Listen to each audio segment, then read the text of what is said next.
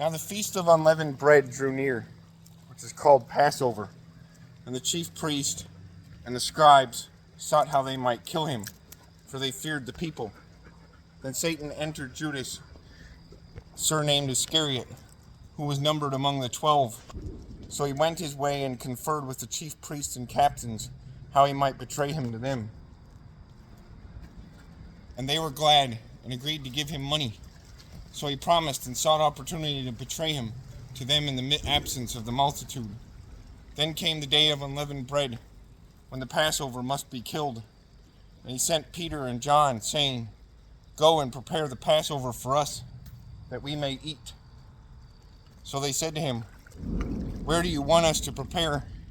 And he said to them, "Behold, when you have entered the city, a man will meet you, carrying a pitcher of water. Follow him into the house which he enters. Then you shall say to the master of the house, 'The teacher says to you, where is the guest room where I may eat the Passover with my disciples?' Then he will show you a large furnished upper room. There, make ready." So they went and found it, just as he said to them, and they prepared the Passover. When the hour had come, he sat down, and the 12 apostles with him. And he said to them, "With fervent desire I have desired to eat this Passover with you before I suffer. For I say to you, I will no longer eat of it until it is fulfilled in the kingdom of God."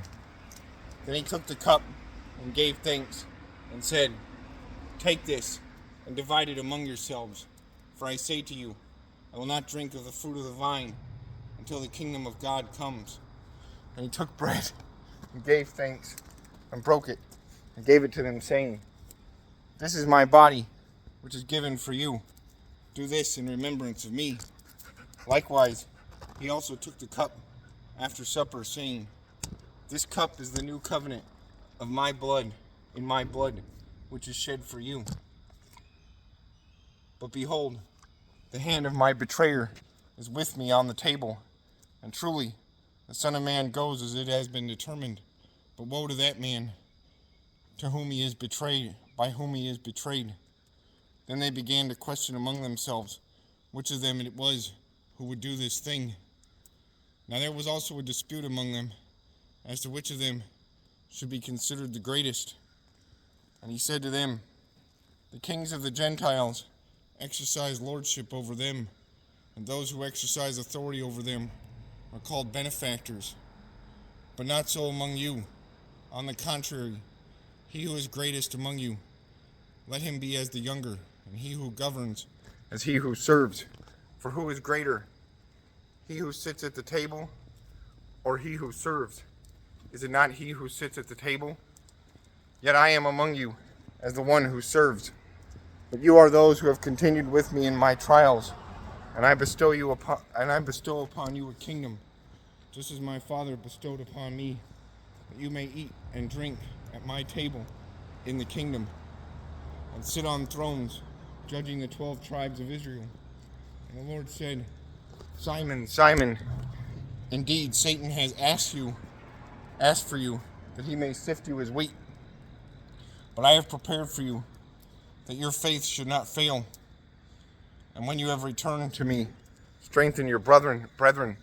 But he said to him, "Lord, I am ready to go with you, both to prison and to death." Then he said, "I tell you, Peter, the roosters shall not crow this day before you will deny me 3 times. I tell you, Peter, the roosters shall not crow this day before you will deny 3 times that you know me."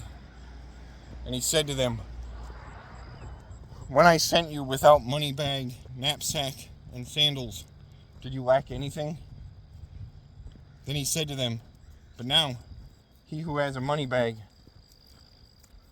let him take it, and likewise a knapsack. And he who has no sword, let him sell his garment and buy one. For I say to you, that which is written must still be accomplished in me."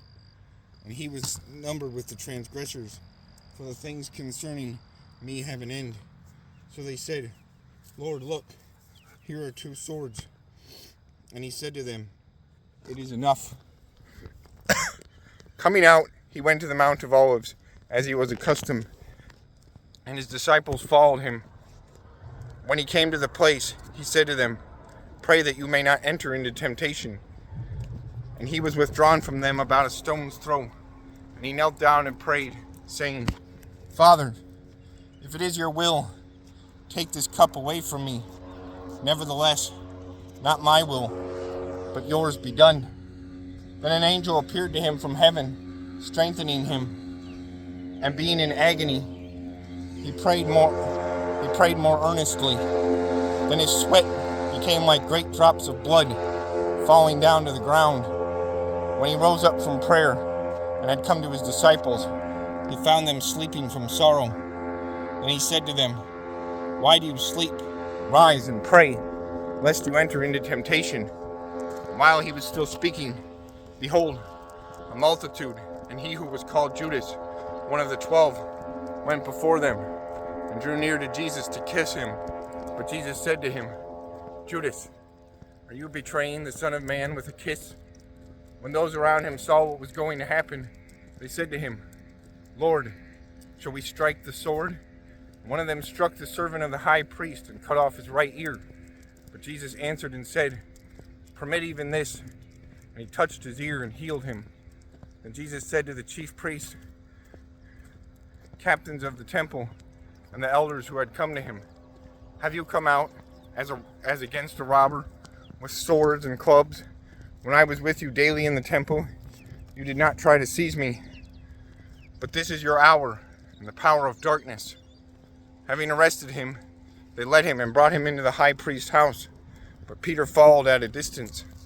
And when they had kindled a fire in the midst of the courtyard and sat down together, Peter sat among them.